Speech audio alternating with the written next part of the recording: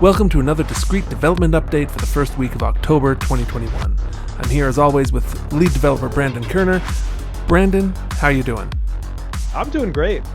We have a lot of content to discuss. Let's get into it. Yeah, there's been a lot of progress done in the last few weeks, and we're starting to see the culmination of our product. Does that mean we're closer to testnet? As mentioned on our roadmap, we're trying to get a private testnet done by the end of the year so that we can have a public testnet ready either at the end of this year or beginning of next year. This last week has been the big push to get all of that content done. So what kind of things does that include?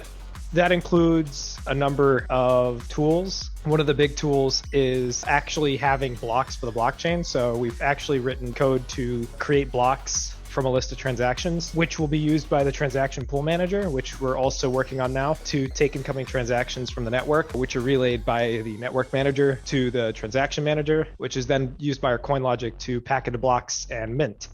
When you launch the discrete testnet, what exactly are you going to be testing? During our private testnet, which we're trying to have done hopefully as soon as possible, we're going to be using a blockchain, not the DAG yet, because we haven't implemented our consensus algorithm to the full extent that we want to. This is going to allow us to test a number of things from transaction speed and latency and allow us to optimize a lot of our code so we can really hit our theoretical targets. Included in that is also we have our final form of transactions. We've written up the transaction class in such a way that it represents how the transactions are going to look on the network. As you might be familiar with, we're using some advanced cryptography for private transactions. Can you talk a little bit more about private transactions and how those work? So the way our transactions work is we use a dual key stealth address protocol.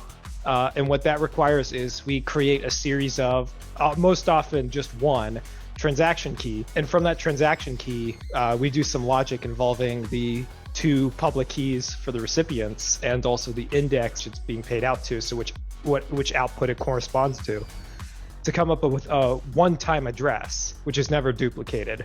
And the receiver can recover that private key at any time, so it's non-interactive.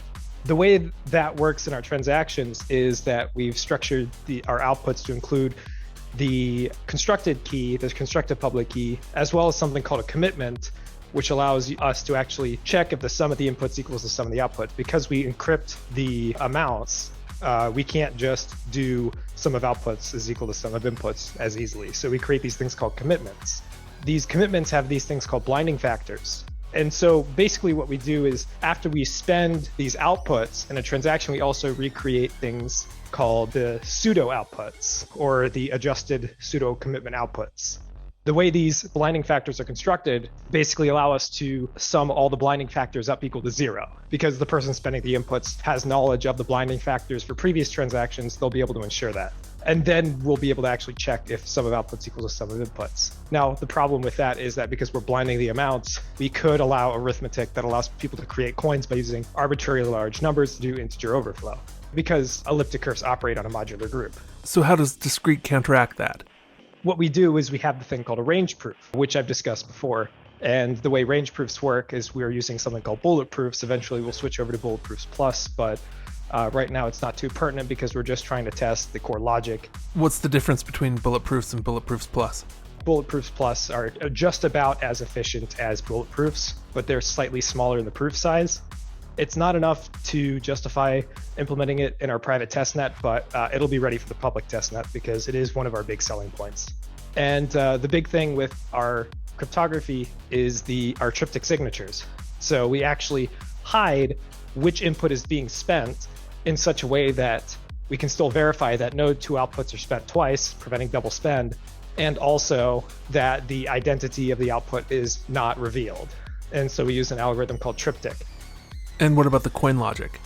We have all of the core coin logic done, and I can finally say that, which is very exciting. Yeah, that's great. So next up is our wallets. Yeah, tell me about that. I saw something posted to Telegram about the wallet. So we created the wallet tool, which is basically what the UI is going to interact with to actually create transactions and process transactions, for the user wallets. And we integrate it with both the coin logic and our mnemonic system. So using, BIP or BIP39 style mnemonics. So using seed phrases, you can actually create these wallets, and they're fully encrypted. So we support both unencrypted and encrypted wallets, but even unencrypted wallets are encrypted. The problem is we don't encrypt the master key with unencrypted wallets. And again, it's opt-out encryption. So we encrypt it using a passphrase, and currently we're using something called public key derivation function 2 to generate these encryption keys for the wallet entropy, which is basically the passphrase. And that's working. And for the symmetric encryption that we're using, we're just using AES 256 CBC. That's exciting. Very exciting stuff. And one of the big things with that is that allows us to actually test the creation of transactions from wallets. And like with most wallets, we have a deterministic wallet where keys for wallets are generated deterministically from the seed phrase, and also, random wallets. So that the advantage of a deterministic wallet is that you can recover all your previous addresses with the seed phrase in case you lose access to your wallet and still have the seed phrase. Versus with the random wallets, it ensures a little bit more security because you're drawing from a larger pool of entropy, and also the wallets are no longer deterministically generated from the entropy, but instead generated on their own. Again, the drawback being you won't be able to recover those if you lose those secret keys. I think it's fair to ask people to remember a seed phrase. People are pretty used to that these days. Now, I know there was news regarding the database. Can you tell us about that? One of the big things that we've added is the database functions. So we've actually finalized a lot of that and integrated that into both the coin logic and also the wallet logic. Why is that important? This is crucial in being able to interface with the blockchain, as it's what we're actually storing the blockchain in. So we use lightning.net, which is a wrapper for LMDB. I know there was some work done on the JSON RPC as well. Can you tell us about that? So we also created a JSON RPC tool for the blockchain, which allows us to do stateless calls to operate with the daemon. We implemented JSON RPC 2.0, and it's fully integrated as far as I know. Anything else to talk to us about today? The final bit of machinery that we're working on now for the blockchain is the Visor. So this is the core manager of the blockchain. It's what's going to oversee incoming transactions, and really that's what is going to make the daemon work. So this is going to oversee the transaction pool. This is going to oversee incoming transactions. It's going to manage the wallets. So when you're actually running a node, it's going to be this Visor that's really doing all the hard work. All of our core logic is going to be within that Visor. Once that's done, we can actually start testing our coin logic in an actual network setting. Now, we're just entering Q4, and I'm looking at the roadmap here and just checking in. We're good on everything for Q3? We are good on everything for Q3. I did want to touch briefly on the specification of transactions. It's very brief. As stated previously, Discreet will support both transparent and private transactions, so Monero style and Bitcoin style transactions. The reason for this is that by supporting these transparent transactions, this gets rid of a lot of the overhead of the cryptographic tools for people who just want a fast currency using our consensus. And they're also very useful for exchanges because it's easier for them to integrate our technology into their logic, especially centralized exchanges. Great. Anything else before we sign off?